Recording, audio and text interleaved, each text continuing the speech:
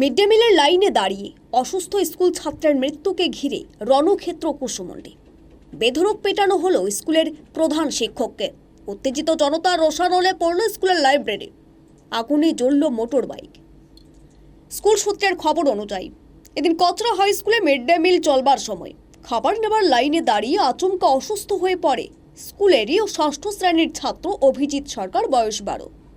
এরপর স্কুলের দ্বাদশ শ্রেণীর পড়ুয়ারা অসুস্থ ওই ছাত্রকে স্কুলের প্রধান শিক্ষকের অফিসে নিয়ে যায় এবং সেই ছাত্রটিকে হাসপাতালে নিয়ে যাওয়ার জন্য প্রধান শিক্ষককে অনুরোধ করেন দ্বাদশ শ্রেণীর ছাত্ররা বলে অভিযোগ।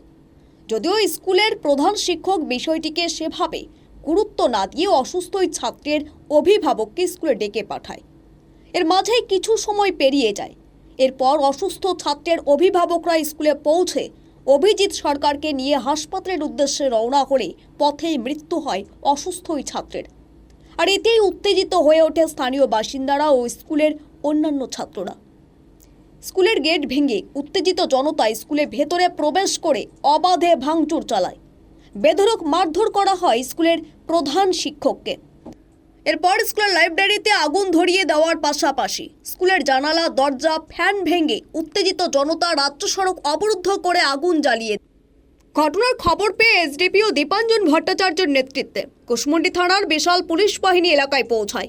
ঘটনার প্রতিবাদে উত্তেজিত জনতা দীর্ঘক্ষণ রাজ্য সড়ক অবরুদ্ধ করে রাখে। স্কুলের প্রধান শিক্ষক রানা বসাকের বক্তব্য, ঘটনায় তার ল্যাপটপ ও সোনার চেন খোয়া গিয়েছে। তিনি জানিয়েছেন, স্কুলে ভাঙচুরের ঘটনা ও স্কুলে অগ্নিসংযোগের ঘটনায় তিনি দোষীদের বিরুদ্ধে অভিযোগ দায়ের করবেন। যেটা অভিযোগ গার্জিয়ানদের আপনাদের নেগলিজেন্সের জন্যই এই দুর্ঘটনা ঘটেছে, কি বলবেন? আচ্ছা, ঘটনাটা যেটা আমি সম্পূর্ণটাই বলছি কি ঘটেছে। ঘটনা হচ্ছে আমাদের টিফিনের সময় মিড ডে মিল চালু হয়। এবার মিড ডে মিলে ওই ছেলেও যথারীতি মিড ডে মিলে দাঁড়িয়েছিল, কিন্তু মিড ডে মিলে দাঁড়ানোর সময় শরীরে হয়তো দুর্বলতা ছিল বা অসুস্থ ছিল, সেই হিসাবে মিড ডে মিলের লাইনে পড়ে গেছিল।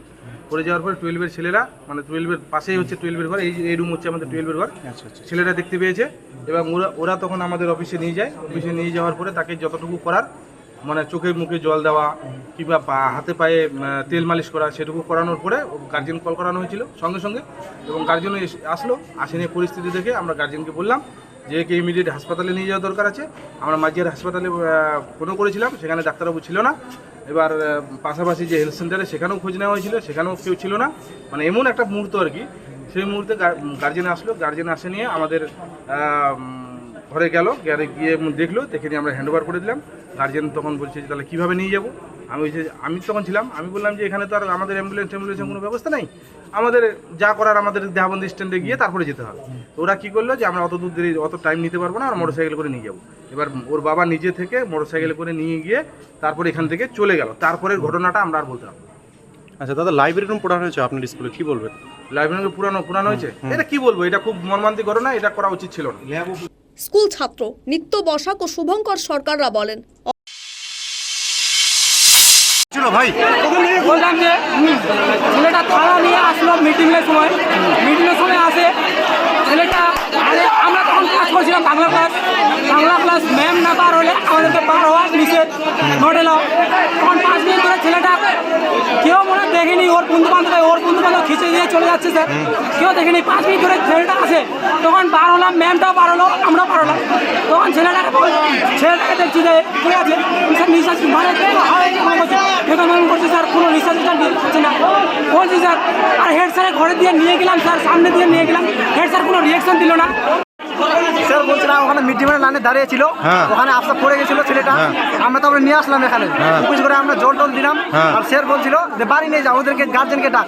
গার্জেন আসলো অনেকক্ষণ দেরিতে, মিনিমাম 15-20 মিনিট ধরে তার ছেলেটা, তারপরে দেখছি আমরা জল দিলাম মাথাতে, জল টল দিয়ে দেখেছি ছেলেটা অসুস্থ, খুবই জলটা ছাড় দিচ্ছে।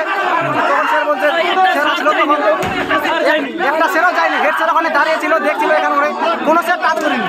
আমরা এখানে। তোমার নাম কি ভাই? দক্ষিণ দিনাজপুর থেকে সীমান্তের কথার বিশেষ রিপোর্ট।